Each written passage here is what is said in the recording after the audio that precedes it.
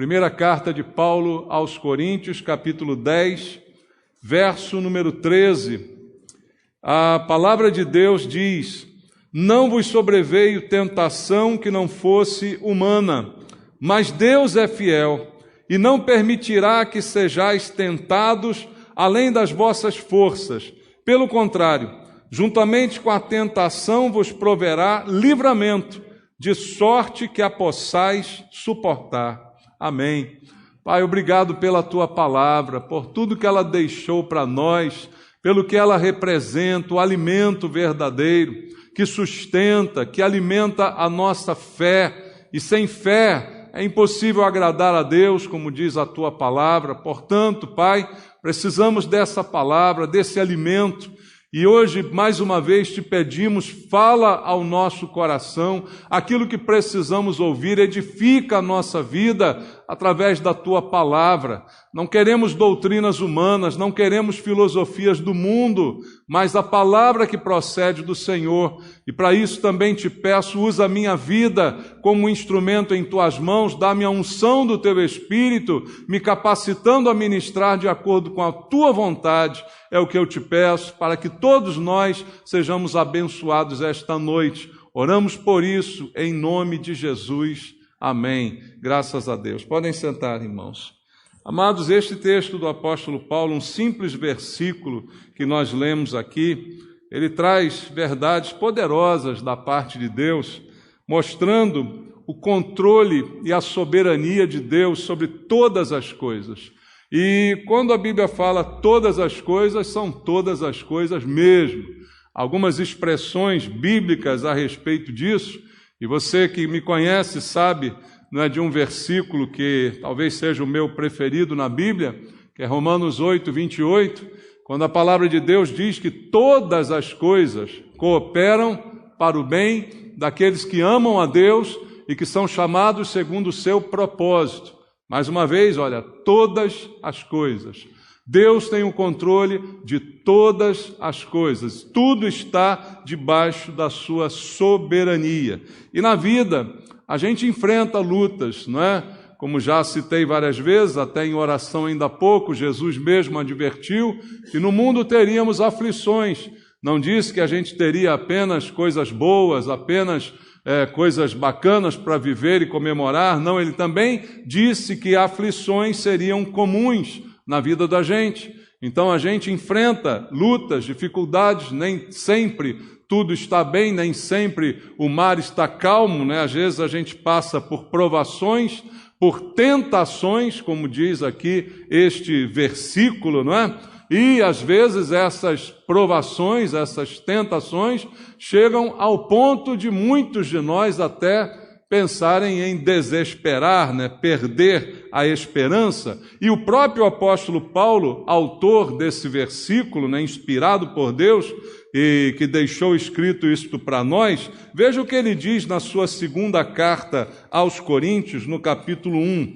Olha só a experiência, não é, que o próprio apóstolo Paulo passou. Na segunda carta dele aos Coríntios, no capítulo 1, no verso 8, ele diz assim: porque não queremos, irmãos, que ignoreis a natureza da tribulação que nos sobreveio na Ásia, porquanto foi acima das nossas forças, a ponto de desesperarmos até da própria vida. Veja, ele próprio passou por algo que ele não descreve aqui em detalhes, mas diz que foi algo tão profundo, foi algo tão ruim, que ele perdeu a esperança de continuar vivo, que ele achou que seria o seu fim naquele momento. Então, veja, um homem que falou o que disse no versículo que lemos aqui no início, foi um homem que passou por provas dessa natureza, que passou por momentos de quase desesperança, não é? E ele sabia que Deus é fiel acima de todas as coisas. O texto que nós lemos hoje aqui pela manhã mostra a confiança do apóstolo Paulo no amor de Deus pela vida do cristão, pela vida daquele que crê em Deus. Então ele sabe que Deus é fiel. E esta é a sua afirmação básica neste versículo que a gente leu aqui inicialmente. Veja o que diz também o Salmo número 34, vamos ler? O Salmo 34, no versículo 4 até o versículo 6. Salmo 34, do 4 ao 6, diz assim: Busquei o Senhor e Ele me acolheu, livrou-me de todos os meus temores. Contemplai-o e sereis iluminados, e o vosso rosto jamais sofrerá vexame.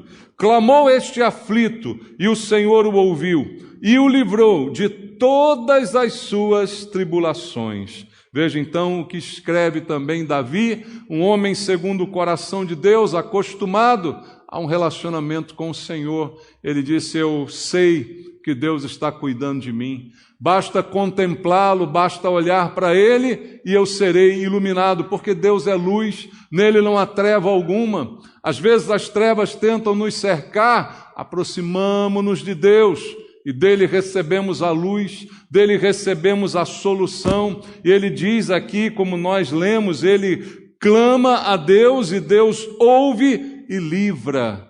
Esse é o nosso Deus, irmãos, a quem clamamos e que ouve o nosso clamor e que atua para livrar-nos das nossas tribulações.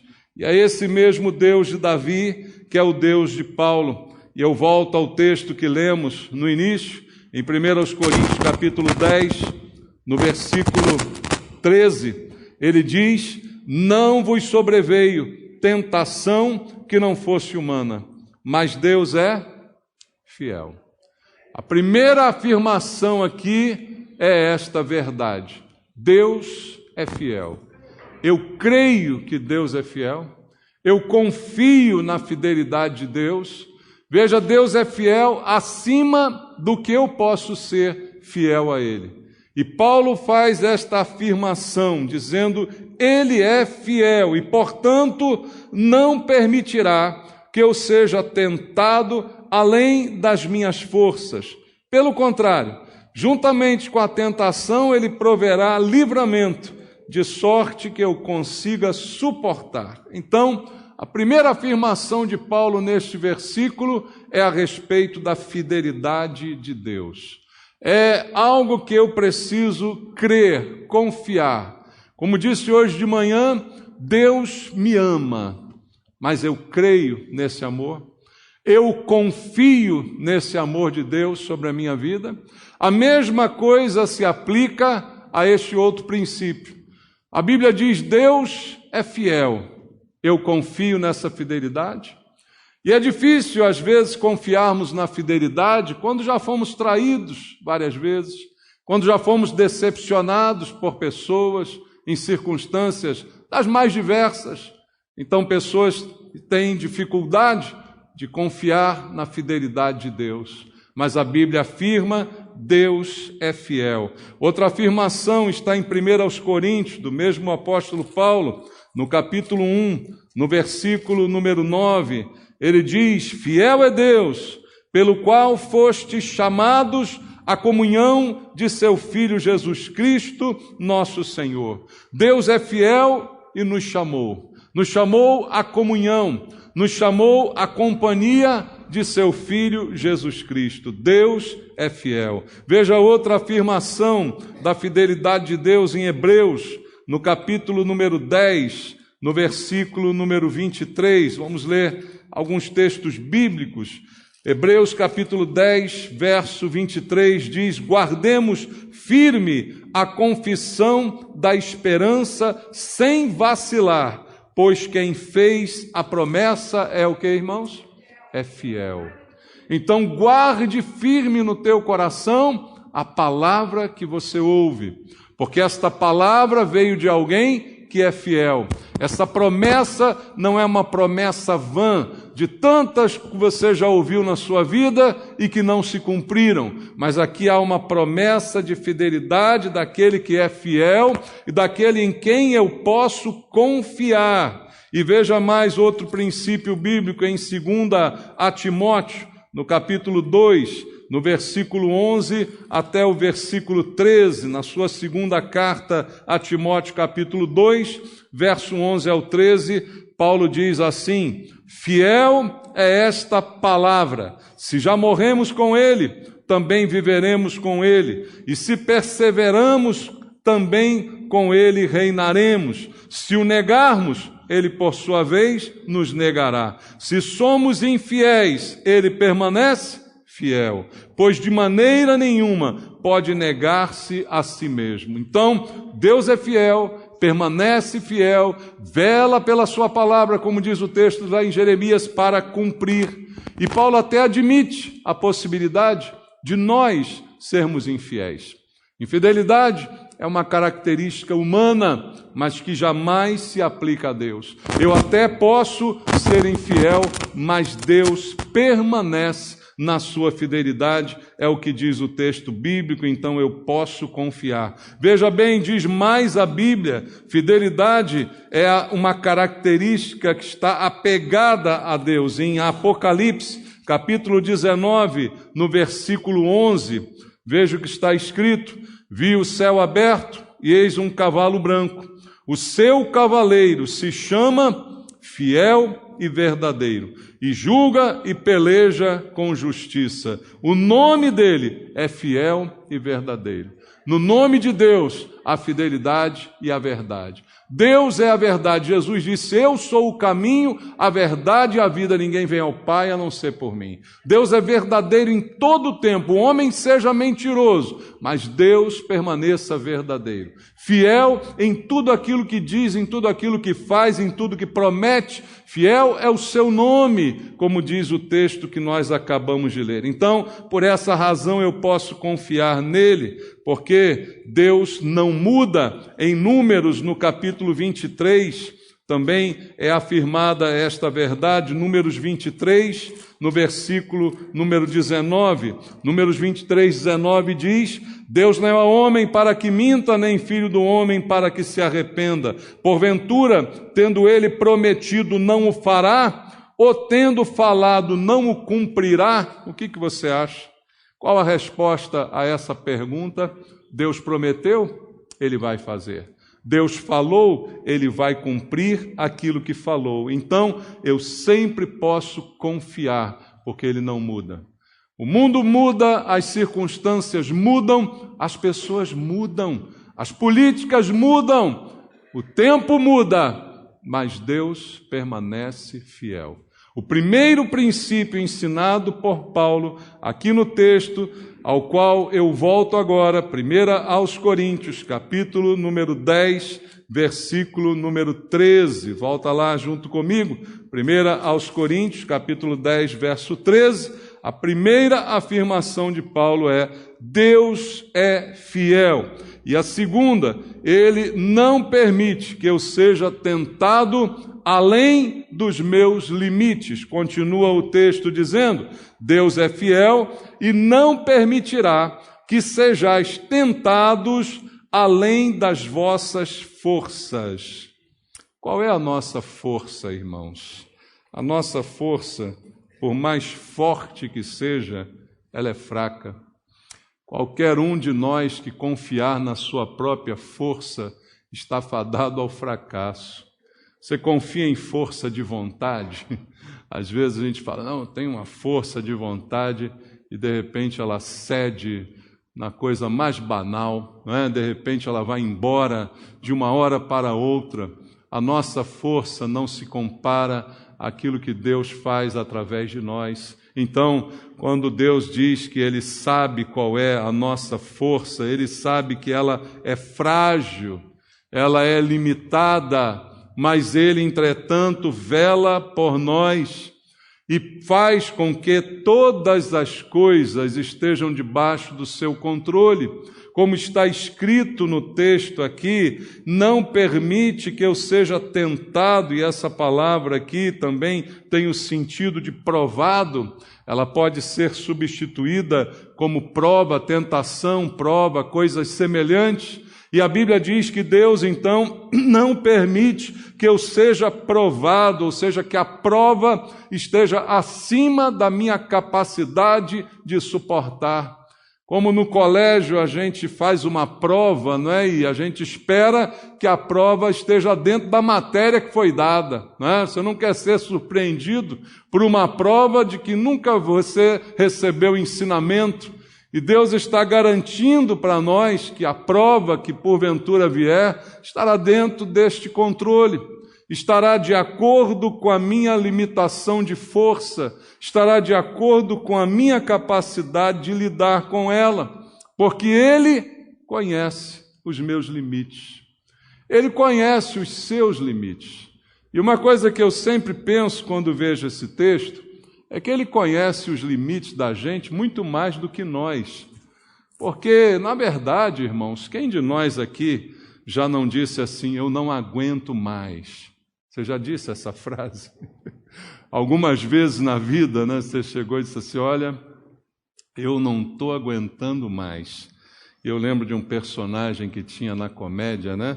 Não me lembro quem era, se era o Jô Soares, mas o cara falava assim, aguenta sim, você aguenta. Você lembra disso? Só os velhos lembram disso, né? Os mais novos não lembram. Mas por quê?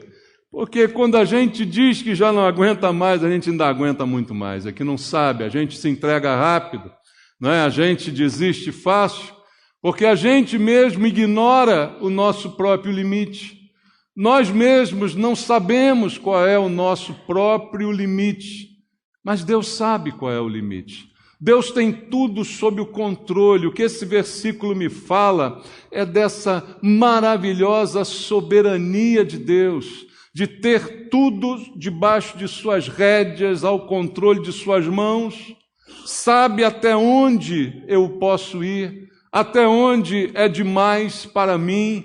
Então ele vai aqui afirmar a respeito do meu limite, que eu mesmo não conheço, mas Deus sabe muito bem. Então eu tenho diversas lutas, você deve já ter passado ou estar até passando por ela, e talvez diga, eu não estou aguentando mais. Creia em Deus, Deus está no controle.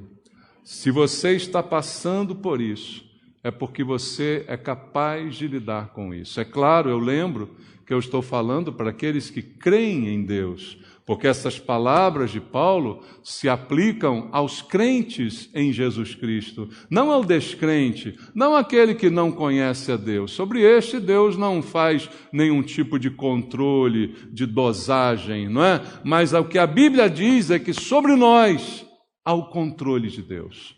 Há a dose certa do que eu posso e o que eu não posso suportar. Então, uma coisa eu sei, se isto está sendo permitido e nada acontece sem a permissão de Deus, é outro princípio importante que eu tenho que conhecer, eu consigo passar por isso e eu consigo superar isto, porque o meu Deus ainda está no controle.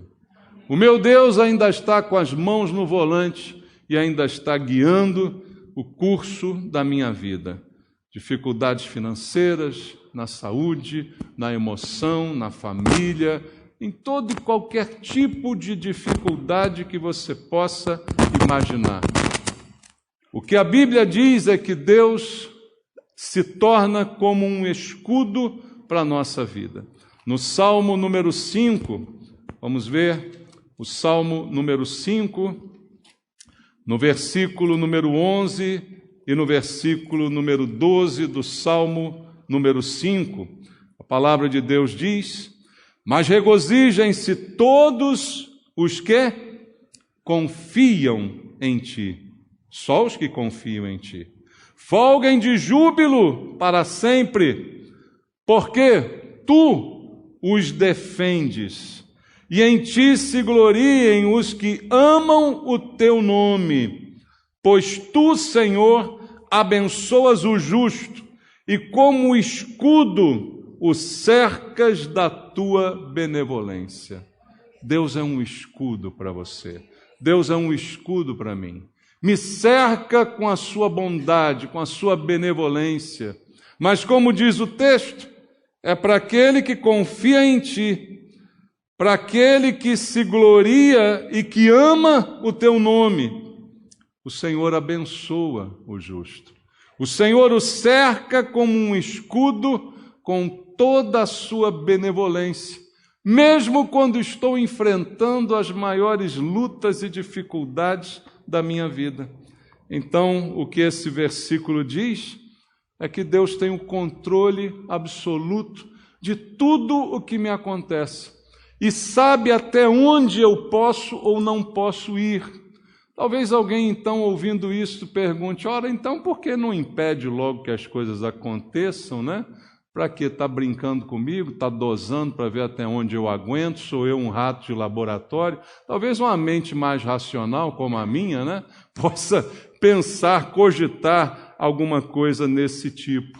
Mas o que a Bíblia diz é que Deus, por amor, faz com que todas as coisas cooperem. E nessa cooperação de todas as coisas, eu aprendo. Eu me torno uma pessoa melhor. As provas me deixam mais fortes. Ser provado é bom, porque ser provado traz a minha aprovação, e isto me fortalece, e isto me prepara para coisas maiores e melhores. Não é bom ser poupado de toda e qualquer tristeza ou dificuldade? Não é bom viver numa redoma, protegido de todo mal? Porque o que me fortalece é aquilo que muitas vezes me machuca, é aquilo que muitas vezes vai me ensinar. E assim Deus trata conosco por seu amor. Como disse hoje de manhã, Deus me ama, mas quem ama disciplina, quem ama corrige, quem ama direciona. Então, amados, eu preciso entender esse princípio. E veja, a Bíblia diz que, ainda que eu caia, eu não serei derrotado. E eu leio contigo também no Salmo 37, esse versículo também que amo demais, verso 23 e verso 24, aonde está escrito, o Senhor firma os passos do homem bom, e no seu caminho tem prazer se compraz. Se cair, não ficará prostrado, porque o Senhor o segura pela mão. Veja, é bom saber que Deus me segura pela mão, mas o verso diz se cair. Então houve um tropeço, houve uma queda, mas eu não permaneci estirado nesta queda, porque de lá o Senhor me levantou com sua mão, de lá Deus me trouxe de volta, me ergueu novamente. Então veja como há um controle absoluto de Deus sobre a vida daquele que ama o Senhor. Por isso todas as coisas cooperam. Por quê? Porque você ama a Deus, porque você ama e conhece o seu nome, como está escrito no Salmo.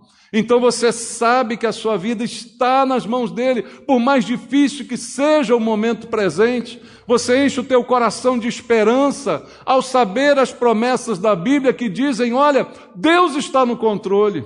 E o que você está passando, por mais que você ache que não aguenta mais, Deus sabe o seu limite.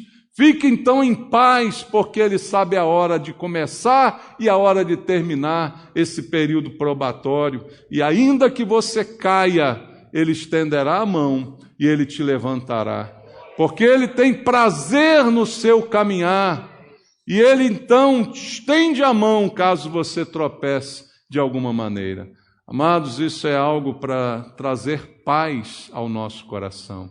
Por isso a Bíblia diz, a fé vem pela palavra de Deus, porque é na palavra de Deus que eu encontro esses conselhos, esses conceitos que enchem o meu coração de alegria, de esperança, de paz no meio das tribulações, de expectativa de que coisas melhores virão, porque há um Deus no céu que intervém na história, há um Deus no céu que cuida de mim, que mexe céus e terras, para mexer na minha vida, para cuidar dos detalhes que eu estou passando. E veja, voltando lá ao texto, em 1 aos Coríntios, capítulo 10, no verso 13, Deus é fiel, não permitirá que sejais tentados além das vossas forças. Paulo ainda faz uma outra afirmação. Pelo contrário, além de ter tudo isso sob controle, juntamente com a provação ou com a tentação, Ele já provê um livramento. de sorte que você consiga suportar. Deus não vai me dar algo com o qual eu não possa lidar. Minha vida está nas mãos de Deus. Então, Ele só permite que eu passe por aquilo que eu posso suportar, porque Ele próprio já está, juntamente com a prova, enviando a solução. É mais ou menos isso que Paulo está dizendo aqui. Já está provendo o livramento, o escape, a saída, para que eu tenha certeza de que eu posso suportar aquilo que está acontecendo. Eu lembro de um louvor antigo que a gente cantava, acho que tem tempo que não canta aqui na igreja. Quem pode livrar como o Senhor? Alguém conhece? Tem crente velho aqui? Ele é poderoso para me guardar. Quem pode livrar como o Senhor? Ele é poderoso para me guardar. Quando os seus inimigos se levantarem contra ti, o Senhor estendeu sua mão e para ti te deu a vitória. Você crê nisso? Deus está no controle. Os inimigos se levantam, mas quem pode livrar? Juntamente com a provação, tem a saída. Juntamente, ao mesmo tempo que vem o inimigo, vem o escape. Ao mesmo tempo que vem cercado, que você está cercado de todos os lados, vem a saída. Veja Paulo, aquele que fez esta afirmação, quantos escapes ele teve na sua vida. Uma vez o apedrejaram e o deixaram quase morto. O deixaram lá imaginando, já está morto, deixa para lá. E ele escapou. E ele continuou sendo o apóstolo Paulo. Então, amado, você precisa entender que Deus está no controle de todas as coisas. Deus ainda livra, Deus ainda dá vitória. E quantos exemplos você tem na Bíblia? Você vê Deus livrando os jovens da fornalha. Você vê Deus livrando Daniel da cova dos leões. Não há saída. Parece que não tem solução, uma fornalha acesa, uma cova repleta de leões. O que a Bíblia diz é que Deus age assim. E veja, há um versículo também que eu compartilho contigo em Atos, capítulo 12, do verso 5 ao verso 11. E esse texto é muito sugestivo. Atos capítulo 12, do 5 ao 11, diz assim: Pedro, pois, estava guardado no cárcere, mas havia oração incessante a Deus por parte da igreja a favor dele. Quando Herodes estava para apresentá-lo naquela mesma noite, Pedro dormia entre dois soldados, acorrentado com 2 cadeias, e sentinelas à porta guardavam o cárcere. Eis, porém, que sobreveio um anjo do Senhor, e uma luz iluminou a prisão. E tocando ele o lado de Pedro, despertou, dizendo: levanta-te depressa. Então as cadeias caíram-lhe das mãos. Disse-lhe o anjo: cinge-te e calça as sandálias, e ele assim o fez. Disse-lhe mais: põe a capa e segue-me. Então, saindo, o seguia, não sabendo que era real o que se fazia por meio do anjo, parecia-lhe antes uma visão. Depois de terem passado a primeira e a segunda sentinela, chegaram a um portão de ferro que dava para a cidade, o qual se lhes abriu automaticamente, e saindo, enveredaram por uma rua, e logo adiante o anjo se apartou dele. Então, Pedro, caindo em si, disse, olha o que ele disse: agora sei verdadeiramente que o Senhor enviou o seu anjo e me livrou das mãos de Herodes e de toda a expectativa do povo judaico. Deus livra. Deus dá livramento. Deus, Ele tem a nossa vida sob o seu controle. E ainda hoje, Deus é capaz de livrar. Só que alguém talvez não entenda como Deus opera. Eu li uma parte do capítulo 12 para você, onde há a vitória de Pedro, onde ele é, de forma mirabolante, milagrosa, salvo por um anjo. Um portão automático é inventado naquele dia. A porta se abre e ele sai da cadeia de forma extraordinária. E a igreja está orando. Só que o mesmo texto diz que junto com ele foi preso Tiago, mas Tiago foi passado ao fio da espada. Tiago foi decapitado, Pedro não. Será que a oração da igreja funciona pela metade? Ou será que Deus é soberano sobre todas as coisas? Que Deus sabe o que tem para cada um de nós? Que Deus sabe a hora de cada um de nós? Que Deus tem propósitos para cada um de nós, mas tem tudo sob o seu controle? Para Tiago, o melhor era morrer e estar com o Senhor. Para Pedro, o melhor era ser livre e ainda trabalhar mais tempo na obra de Deus. Mas seja vivo ou seja morto, a nossa vida está nas mãos de Deus. E esse Senhor que livra, ainda hoje livra. E livra de diversas maneiras. Livra de formas que às vezes eu nem percebo. Eu creio que eu já fui livre, irmãos, de várias ciladas, de assaltos. Eu já passei em lugares tão perigosos. Eu já fui a lugares tão escabrosos e nada me aconteceu. E eu não vi nada, não vi nenhum movimento, não vi nenhuma arma, não vi nada. Eu creio que Deus me livrou sem eu ver. Eu creio que eu fui livre sem perceber. Você já deve ter tido experiências assim, de livramentos que você nem sabe. Se você sai de casa para trabalhar e volta no final do dia, você já foi livre de muita coisa. Deus tem guardado a sua vida e cada dia que Ele te acrescenta é porque ainda há um propósito. Se não houvesse mais, levava. Porque a morte dos seus santos é preciosa para o Senhor, diz a Bíblia. Paulo mesmo dizia, para mim é melhor morrer e estar com Cristo. Mas enquanto não morro, estou aqui fazendo a obra de Deus. Assim que a gente tem que encarar a vida. A vida é um privilégio. Use da melhor maneira, não é o bem que Deus tem te dado enquanto você a tem, mas enquanto isso, creia, a sua vida está nas mãos de Deus. Ele não permite que você seja tentado ou provado além do que você possa suportar. E juntamente com a provação, Ele já traz o livramento para você poder escapar. É assim que a gente tem que viver, crendo no socorro que vem do Senhor. Leia comigo o Salmo 121, que você certamente conhece muito bem, e que fala exatamente sobre este socorro. Eleva os olhos para os montes, de onde me virá o socorro. O meu socorro vem do Senhor, que fez o céu e a terra. Ele não permitirá que os teus pés vacilem, não dormitará aquele que te guarda. É certo que não dormita nem dorme o guarda de Israel. O Senhor é quem te guarda, o Senhor é a tua sombra, à tua direita. De dia não te molestará o sol, nem de noite a lua. O Senhor te guardará de todo mal, guardará a tua alma. O Senhor guardará a tua saída e a tua entrada, desde agora e para sempre. Deus guarda até a minha alma, o que diz a Bíblia.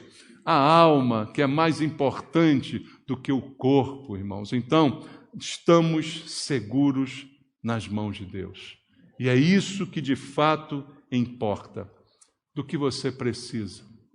Qual a segurança que você espera? Qual a sua necessidade? Fale com Deus. Fale com o Senhor. Entregue nas mãos dele. Está grande a luta? Saiba que Ele está vigiando você. Saiba que você não fugiu ao alcance dos seus olhos. A Bíblia diz: os olhos do Senhor estão sobre toda a terra, contemplando bons e maus. Ele tem contemplado a sua luta, tem contemplado a sua dificuldade, as batalhas que você tem enfrentado, mas Ele está do seu lado. E se você está aí de pé, vivo até agora, é porque Ele sabe que você pode suportar. E Ele está com um controle absoluto de tudo que está acontecendo. Apenas confie nele. Apenas entregue, como disse o Salmo, o seu caminho ao Senhor, confia nele e o mais ele fará. Essa é a sua parte. Tudo está nas mãos de Deus. Toda tribulação, toda trama contra você, todo plano maligno, tudo que está em curso está nas mãos de Deus. Se você enfrenta a prova, está nas mãos de Deus. É promessa do Senhor, vivida por Paulo e pode ser vivida por cada um de nós. Amém? Deus te abençoe com a sua palavra. Vamos orar? Eu quero orar por você essa noite, por você que, quem sabe, chegou aqui com um peso, com uma dor, com uma tristeza, lutando contra uma tribulação. Eu quero orar pela sua vida. Eu convido você a sair do seu lugar, vir aqui à frente, orar junto comigo, entregando a Deus essa luta e declarando agora a sua confiança no Senhor. A tua oração vai ser a sua declaração de confiança. Você vai dizer a Deus: Senhor, eu confio no Senhor. Eu confio nessa soberania, nessa supervisão. Eu confio que o Senhor está olhando cada detalhe da minha vida. Eu confio que o Senhor está atento a cada luta e que nenhuma delas passa sem a tua supervisão. E eu confio que o livramento já está chegando, porque a tua palavra garante que juntamente, ao mesmo tempo da prova, vem o livramento, para que eu possa suportar. E eu declaro essa noite que eu vou suportar, porque o Senhor é quem sabe o meu limite. E eu creio que se eu estou aqui, é porque o Senhor tem sustentado a minha vida. Faz essa oração ao teu Deus. Pai, em nome de Jesus, eu te peço essa noite, por cada um dos teus filhos que aqui estão, com o coração, meu Pai, às vezes apertado, por um problema, por uma angústia, por uma tribulação, que às vezes chega ao ponto de desesperar, como aconteceu com Paulo. Mas eu te peço, ó Deus, que a tua palavra seja o alimento deles esta noite, para fortalecer, para crescer na fé, para descansar no Senhor. Que haja um descanso para os teus filhos, Senhor. Que haja um repouso para cada um deles. Que eles possam descansar no Senhor, entregando tudo em tuas mãos e crendo nesta supervisão, nesta soberania. Poder deitar em paz e logo pegar no sono. É o que eu te peço para cada um dos teus filhos, orando por eles e junto com eles esta noite, em nome de Jesus. Amém. Deus te abençoe, Deus te sustente, Deus fale ao teu coração, de maneira que você tenha paz e descanse no Senhor.